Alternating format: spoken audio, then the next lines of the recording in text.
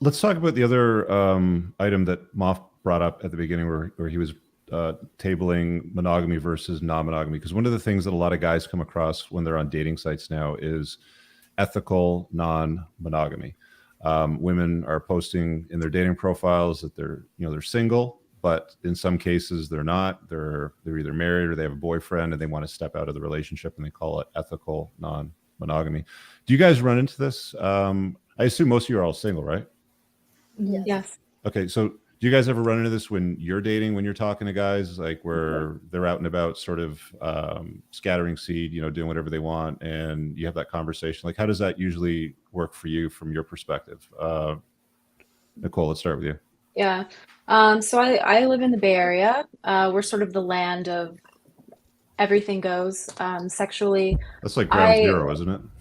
we're like dress. We're like inventing all sorts of things over here. Like we can't even keep up. But I mean, first of all, I'm not going out on dates with men who say that they're ethically non-monogamous or whatever. Mm-hmm. And they generally openly list it in their profile because this is something they genuinely want.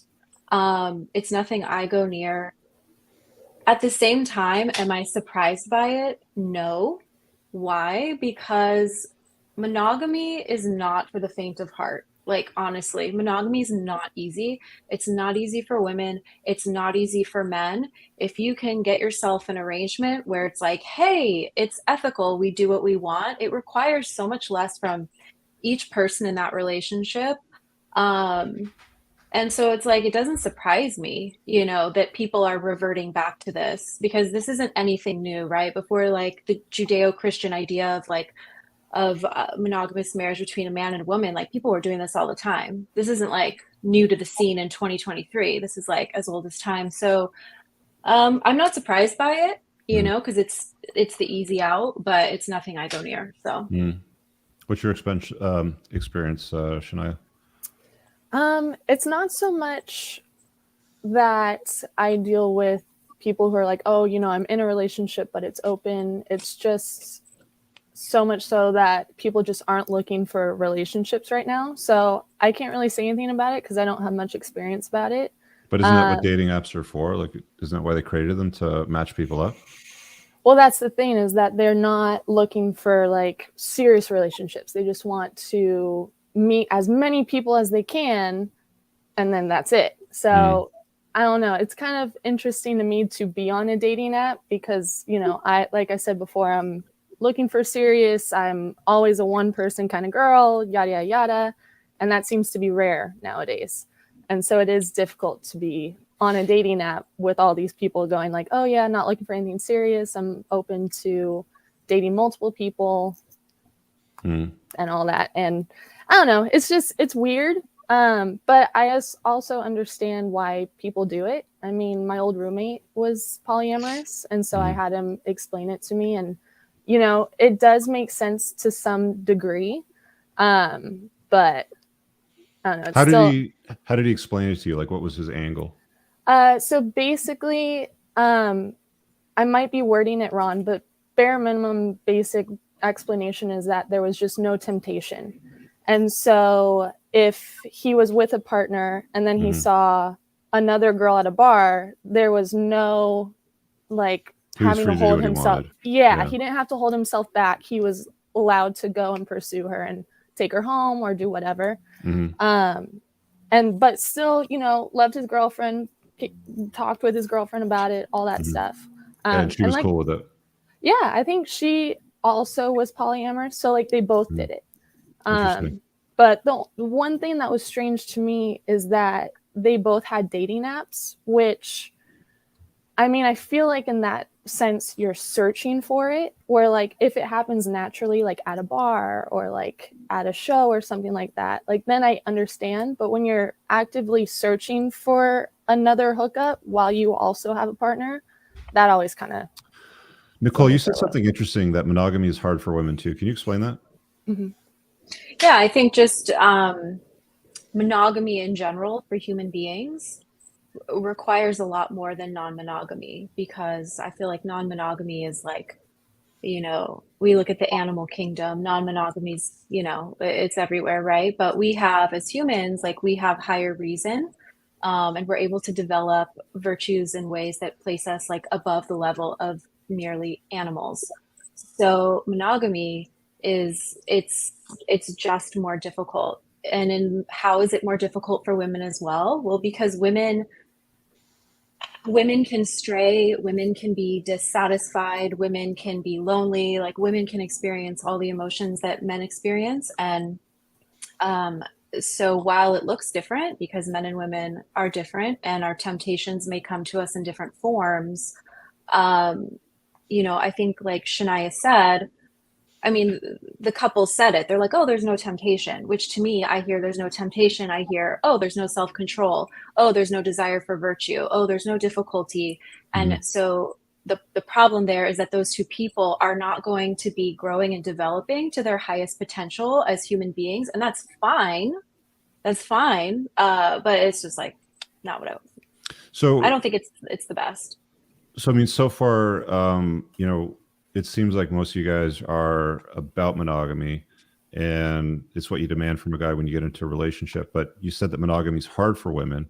Have you ever been in a situation where other guys become invisible to you, where you're with a guy that ticks off so many of your boxes that you're so satisfied with him? You get up every morning, you look at him and you're like, this is the best I can do. Do other guys ever become invisible to you and monogamy is not a challenge? Oh, Absolutely. yeah. Okay. So that's a circumstance in which you find yourself where monogamy is easy, is when you're with a guy that you're happy with. I'm speaking to, yes, it is easy. I'm also speaking to a place where I haven't been, which is like a long-term marriage with someone and like stories that I've heard from women, things that I've heard from wives, husbands, etc. And I haven't been there yet, but yeah, I mean, anytime I'm with a man, like, then it's like, I mean, that's why I'm with him. Okay. I respect him. I admire him. And that's that. Jessica, same question for you with a non-monogamy versus monogamy. How do you handle that? Like, what's your take on it? I feel like everyone, the majority of people are poly, but it's just some people know how to control it more than others. Like, for example, you could be on a dating app. I wouldn't do a dating app for the fact that because you get tempted, especially if the person that you with doesn't give you what that person is offering you. So like, let's say I'm in a dating app and I have my husband or boyfriend and the guy is telling me, oh, I'm gonna buy you a house, I'm gonna buy you a car. It's gonna tempt me to actually talk to him because he's offering me more than what my husband is giving me. You see? So that's why I wouldn't do no dating app. And I feel like when females or a male have dating apps or anything with like outside, like where they go out to drink or they're tempting. Like they're tempting to talk to other people and be with other people. Yeah, the temptation is always going to be there. Yeah. So I feel like it's hard and it's sometimes not hard. Okay. Amber, I want to hear your take on this. I left you for last because I know you're going to have a hot take. That's okay. Okay. So I actually don't use dating apps. I naturally meet men when I go out, and I've had the best relationships naturally meeting people.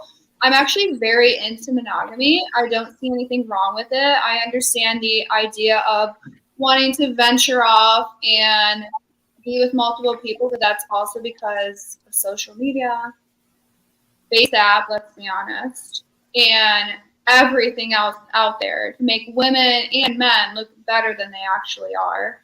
I would rather be with one man.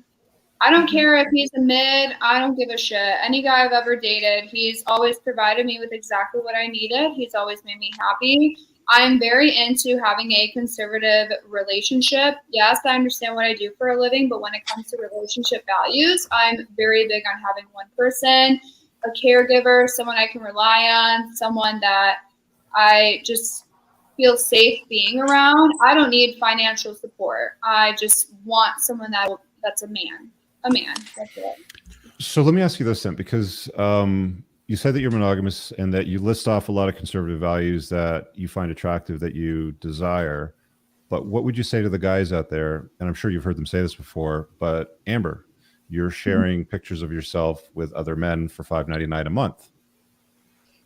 Well, I don't do that, but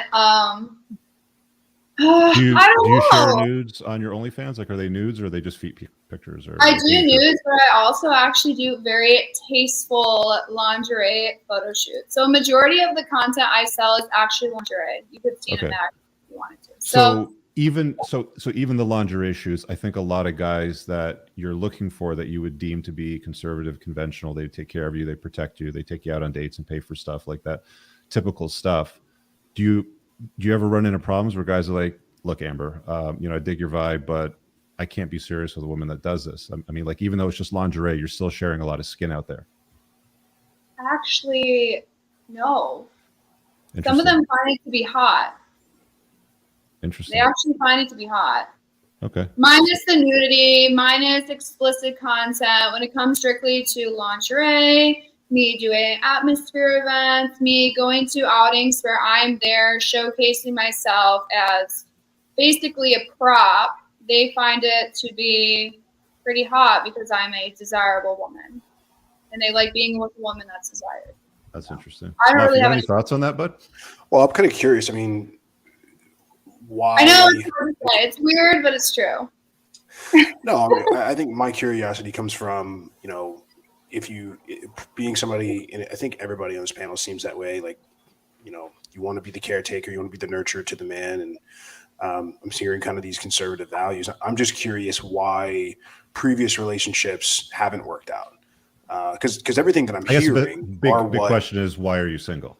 Well, say it in a way that's not like, but I think, what I'm hearing is I'm hearing a lot of conservative values. I'm hearing a lot of things that most men, I think, would be down for. They want their woman to be with just them, and they're looking for a woman that's not going to be dating a bunch of different men at the same time they're dating this guy. So that's what I'm kind of curious about. What exactly was the downfall? What exactly is the reason that these particular relationships didn't work out, or reasons? So I was actually in a very long-term committed relationship for 4 years. I was a stay-at-home girlfriend. We went to church every Sunday. I took care of the house. I knew the dry cleaning lady down the street. I did everything. And I loved the style of the relationship. I didn't like the controlling aspect of it. I had limited spendings, and I was limited about the people I could surround myself with. It was just a very controlling relationship. Once that ended, I actually went on a wellness retreat. I discovered myself, learned more about my internal values, decided to try my own thing, and life has worked out quite gracefully for me, to be completely honest. If I wanted to be in a relationship, I 100% could be, but I chose because of what I do for a living. I know it can be a challenge for most people, and when I signed up for what I did, I was willing to risk that, but I'm perfectly capable with finding a man that is willing to accept me for who I am, and if he can't, then he's not the right person for me.